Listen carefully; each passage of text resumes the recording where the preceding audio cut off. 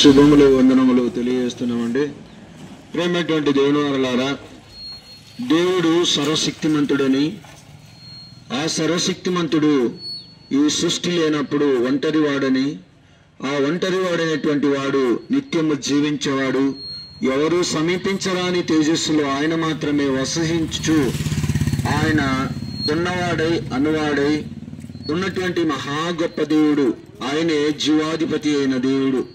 ఆ జీవాధిపతి అయిన దేవునికి ఒక గొప్ప ఆలోచన కలిగి, ఆయనకు మరి పిల్లలు కావాలనేటువంటి గొప్ప ఆలోచన కలిగి, ఈ లోకంలో ఉన్నటువంటి పిల్లలందరూ ఆయన పిల్లలే కాబట్టి, లోకమైనటువంటి మానవులందరూ ఆయన పిల్లలైనటువంటి వారందరి సంకల్పంలో ఆయన కనాలని, ఆయన సృష్టించినటువంటి వాటన్నిటిలో గొప్పవారుగా ఉండాలని, ఈ లోకమైనటువంటి వాటన్నిటికంటే ప్రథములుగా ఉండాలని దేవుని యొక్క అనాది సంకల్పం చొప్పున దేవుడు ఆయన ఒంటరివాడై ఉండక ఆయనకు పిల్లలు కావాలనేటువంటి ఆలోచన కలిగే ఈ కనబడేటువంటి 5 పంచభూతాలు అనేటువంటి సృష్టిని కలుగజేసి, ఆయన ఆ సృష్టిలో ఉన్నటువంటి వాటన్నిటికంటే గొప్పవారిగా మనుషులను మరి సృష్టించి తన జీవాయువును ఆయన అనుగ్రహించాడు.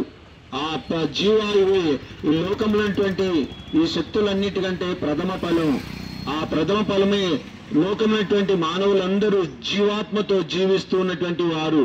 ఆ జీవాత్మతో జీవిస్తున్నటువంటి మానవులు దేవుని యొక్క ఉన్నటువంటి ఆలోచనలు తెలుసుకోకుండా, దేవుని ప్రణాళికను అర్థం చేసుకోకుండా, దేవునికి ఉన్నటువంటి గొప్ప మరి ఆ యొక్క గొప్ప ప్రణాళికను మరి మానవులు తెలుసుకోకుండా, దేవుని మార్గాన నడవకుండా, దేవునికి అవిధేయులై, దేవునికి తిరుగుబాటుదారులై, దేవుని మాట వినక, దేవుని యొక్క ఆలోచన ప్రకారంగా జీవించక, మరి తమ సొంత ఆలోచన ప్రకారంగా జీవించేటువంటి జీవితాన్ని ఎన్నుకున్నారు. అదే దేవుడు పాపం అంటున్నాడు. అందుకని లోకమైనటువంటి మానవులందరూ మరి దేవుని యొక్క ప్రణాళిక ప్రకారంగా ఉన్నతులుగా, మరి సృష్టిలో కనబడేటువంటి ప్రతి జీవరాశి కంటే గొప్పవారిగా జీవించాలని ఆయన కళ్ళు కన్నాడు. కానీ మనిషి మాత్రం లోకమైనటువంటి జీవరాశులకే భయపడిపోయేటువంటి స్థితిని సొంత ఆలోచన కలిగి జీవిస్తున్నారు. దేవుని ఆలోచన కలిగి జీవించేవారైతే ఈ సృష్టిలో ఉన్నటువంటి వాటన్ని జీవరాశులన్నిటికీ భయపడేవారు కాదు. అలాగ భయపడకుండా దేవుని మీద ఆధారపడి నిత్యము దేవుడు బ్రతికేవాడు, జీవించేవాడు. కాబట్టి అలాంటి జీవితము దేవుడు అనుగ్రహిస్తే, మరి అలాంటి జీవితము మనిషి బ్రతకకుండా పోగొట్టుకున్నాడు అనేది లోకంలో మనుషులకు కనబడుతుంది. ఎలా అంటే మనిషి మరణిస్తున్నాడు. ఎందుకు మరణిస్తున్నాడు అనేది ఒకసారి ఆలోచిస్తే, దేవుని మాటలు తనలో లేవు కాబట్టి, దేవుడు అంటే నీతిమంతుడు, సత్యవంతుడు, యథార్థవంతుడు, పరిశుద్ధుడు కాబట్టి ఆ మాటలే దేవుడు మనకిచ్చాడు, ఆత్మగా జీవవాయువుగా ఇచ్చాడు.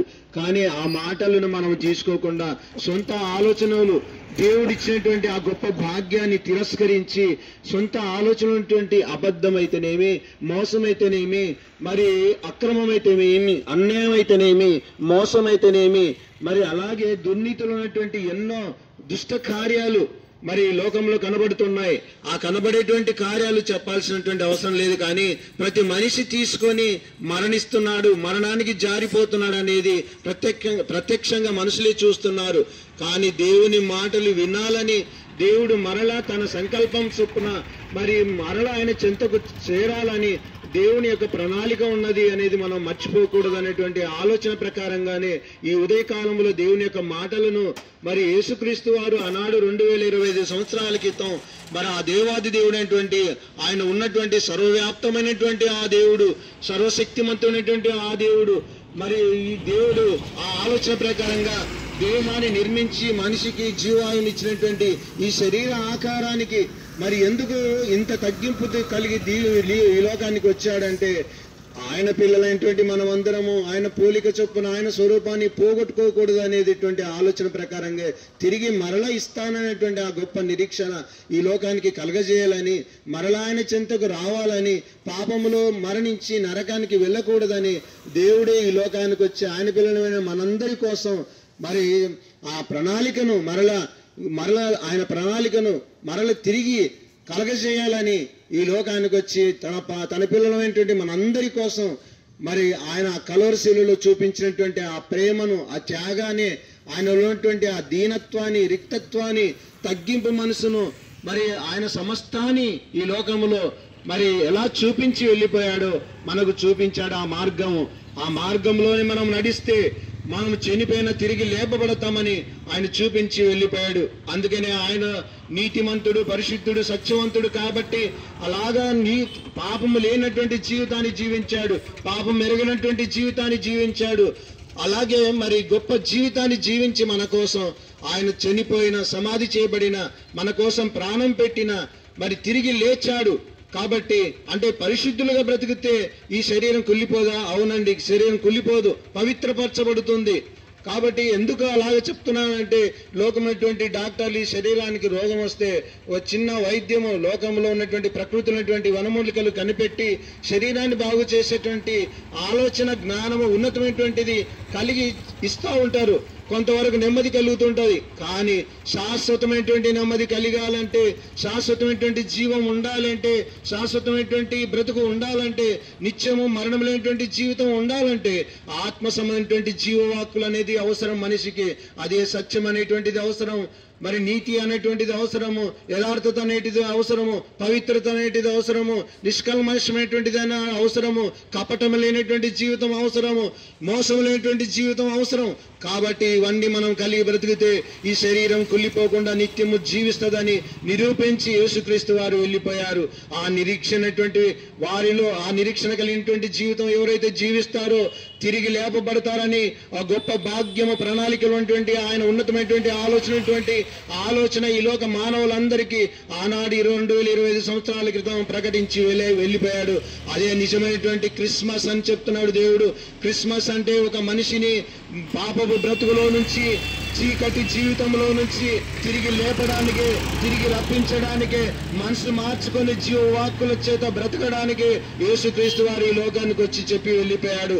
అందుకని ఈ ఉదయకాల సమయంలో లోకమైనటువంటి మానవులైనటువంటి తోటి సహోదరులు, తోటి అక్కళ్ళు, అన్నలు, చెల్లెళ్ళు, తమ్ముళ్ళు ఎవరు నశించి నరకానికి వెళ్ళుట, దేవుని ప్రేమకు దూరం అవుట, మరి దేవునికి ఇష్టం లేదు కాబట్టి ఆయన మాటలు ప్రకటించడానికి మేము ఉదయకాలంలో దేవుని యొక్క ప్రేమను కలిగి ప్రకటిస్తున్నాం. తోటి అన్నోళ్ళు, తమ్ముళ్ళు మరి దేవుని ఉగ్రతకు, దేవుని కోపానికి గురై నిత్య నరకాగ్ని గుండానికి చేరకూడదని దేవుడు తెలియజేశాడు. కాబట్టి మరి ఆ మాటలు, దేవుని యొక్క మాటలు ప్రకటిస్తున్నాం. ఎందుకు ఆయన కోపము, ఎందుకు ఆయన ఉగ్రత అంటే మరి దేవునికి పాపం అంటే అసహ్యం, దేవునికి పాపం అంటే హేయం, దేవునికి పాపం అంటే దూరం కాబట్టి, అది ఆయన అసహ్యం కాబట్టి ఆయన దానిని చేర్చుకోడు. కాబట్టి మనము దేవుని యొక్క ప్రేమను కలిగి బ్రతకాలని, పరిశుద్ధులుగా, నీతిమంతులుగా, యథార్థవంతులుగా బ్రతకాలని దేవుడు తెలియజేస్తున్నాడు. కాబట్టి పాపం అక్కడికి చేరకూడదు. ఎందుకంటే లోకమైనటువంటి మనుషులు చిన్న అబద్ధం ఆడితేనే సత్యవంతుడు సహించుకోడు. లోకమైనటువంటి తల్లిదండ్రులు మరి తల్లిదండ్రుల యొక్క ఉన్నతమైనటువంటి మాటలు పిల్లలు వినకపోతే కోపపడతారు, ఉగ్రత చూపిస్తారు, 2 దెబ్బలేస్తారు, కొడతారు. అవసరమైతే నాయన నువ్వు ప్రక్కకుండుగా నాయన అని చెప్తారు. అలాగనే యేసుక్రీస్తు వారు ఈ లోకానికి వచ్చి తెలియజేశాడు, నాయన మీరు నిత్య జీవం పొందాలంటే, పరలోక రాజ్యంలో స్థానం సంపాదించుకోవాలంటే, దేవుని యొక్క ప్రేమను సంపాదించుకోవాలంటే, ఉన్నతమైనటువంటి ఆ లోకంలో కలకాలం, అనంతకాలం దేవునితో సంతోషించాలంటే మీరు పవిత్రులుగా బ్రతకాలి, నిర్దోషులుగా బ్రతకాలి, నిష్కల్మషటువంటి వారుగా బ్రతకాలి. మరి ఈ లోకంలో మరి దీర్ఘశాంతము, సహనము, ఓర్పు, ఆశానిగ్రహం కలిగినటువంటి జీవితాన్ని ఈ లోకంలో మీరు జీవించాలి. ఎందుకంటే ఈ లోకము మనిషికి శాశ్వతం కాదు, కనబడేది ఏది రక్షింపబడదు. దాని మీద మీరు ఆధారపడొద్దండి, దాని మీద మీరు ఆశ పెట్టుకోవద్దండి. అది మిమ్మల్ని రక్షించదు. అది రక్షింపబడాలంటే జీవవాకులు అనేటివి ఉండాలి, సత్యవాకులు అనేటువంటివి ఉండాలి. కాబట్టి అది ఉంటేనే ఆ శరీరము పవిత్రపరచబడుతుంది. కాబట్టి పవిత్రపరచబడేటువంటి ఆ జీవవాకులైనటువంటి నా మార్గాన్ని మీరు నడవండి అని చెప్తున్నాడు. అందుకనే 2020 సంవత్సరాల క్రితం యేసుక్రీస్తు వారు ఈ లోకానికి వచ్చి మానవాళికి చూపించినటువంటి గొప్ప మార్గం ఆయనే అని చెప్తున్నాడు. నేను తప్ప వేరొక వారు మార్గము చూపించేటువంటి వారు లేరు. కాబట్టి అందుకనే పరలోక రాజ్యాన్ని స్వతంత్రించుకోవాలంటే, దేవుని ప్రేమకు శాశ్వతంగా మీరు పొందాలి అంటే, మరి దేవుని ప్రేమకు దూరం కాకుండా ఉండాలంటే, నిత్యము మీరు జీవించాలంటే నేనే మార్గమును, నేనే సత్యమును, నేనే జీవమును అని చెప్తున్నాడు.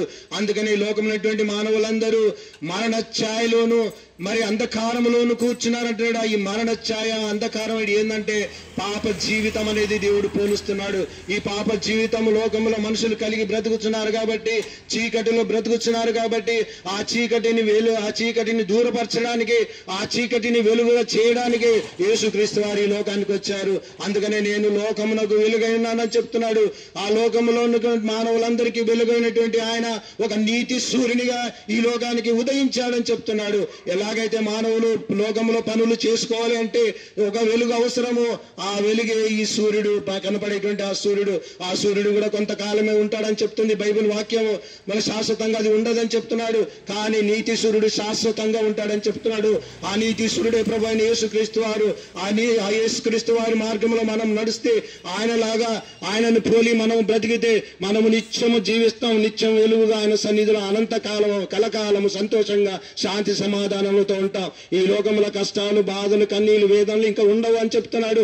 అలాంటి బ్రతుకు ఈ లోకంలో ఉంది మనుషులు. ఎందుకంటే దేవుని మాట వినక తెచ్చుకున్నాం. పాపం అనేటువంటి బంధకంలో, మరణం అనేటువంటి చీకటిలో మనం బ్రతుకుతున్నటువంటి ఆ పాప బ్రతుకుల కొరకే యేసుక్రీస్తు వారి లోకానికి వచ్చారు కాబట్టి ఆయన మార్గంలో మనం నడవాలని చెప్తున్నాడు.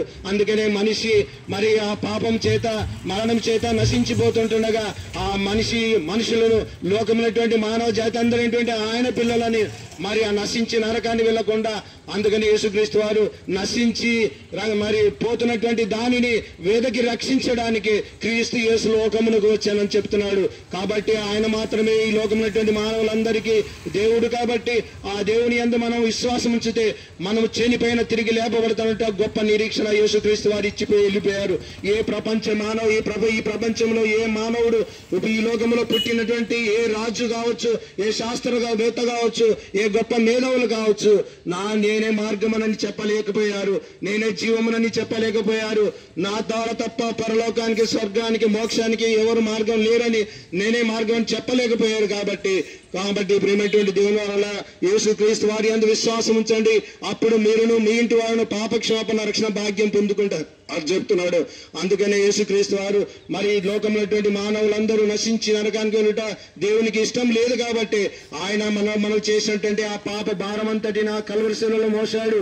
కాబట్టి ఇంకా మనము బట్టే భయంకరమైనటువంటి ఆ పాపం నుంచి రక్షింపబడాలంటే, మరణం నుంచి విడుదల కలగాలంటే యేసుక్రీస్తు వారి యందు విశ్వాసం ఉంచాలి. కాబట్టి ప్రేమటువంటి దేవులారా, అందుకనే ఆయన పవిత్రుడిగా జీవించాడు. కాబట్టి ఆ మన శరీరము అపవిత్రమైనటువంటి ఈ శరీరంలో, మరి భయంకరమైనటువంటి పాపంతో ఈ శరీరంలో, మరణమైపోయేటువంటి ఈ శరీరంలో ఆయన ఈ శరీరాన్ని ధరించుకున్నాడు. పాపం లేని వాడికి బ్రతికావు కాబట్టి ఈ శరీరం పవిత్రపరచబడింది, తిరిగి లేపబడింది. కాబట్టి ఆ గొప్ప నిరీక్షణ దేవుడు అనుగ్రహించాడు. లోకమైనటువంటి జీవరాశులు చనిపోయిన తర్వాత దాంట్లోకి మనం వెళ్ళము. కాబట్టి లోకమైనటువంటి ధనధాన్యాలు మనం రక్షింపవు. కాబట్టి ఒకసారి ఆలోచించి, మనము ఈ లోకంలో బ్రతుకున్నప్పుడే, మరణించక ముందే ఆత్మ అనేటువంటి దీపం ఈ దేహంలో ఉన్నప్పుడే మనము మారు మనసు పొంది రక్షణ పొందాలని దేవుడు తెలియజేస్తున్నాడు.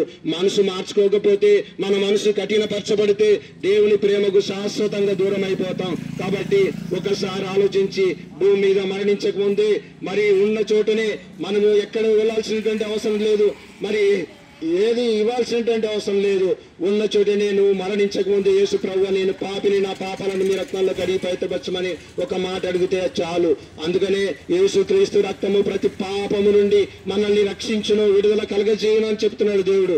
కాబట్టి అట్టి ధన్యత లోకమైనటువంటి మానవులందరూ సంపాదించుకొని దేవుడున్న లోకం చేరుకోవాలని ఈ ఉదయకాలంలో దేవుని మాటలుగా మీ అందరికీ తెలియజేస్తూ ముగిస్తున్నాను.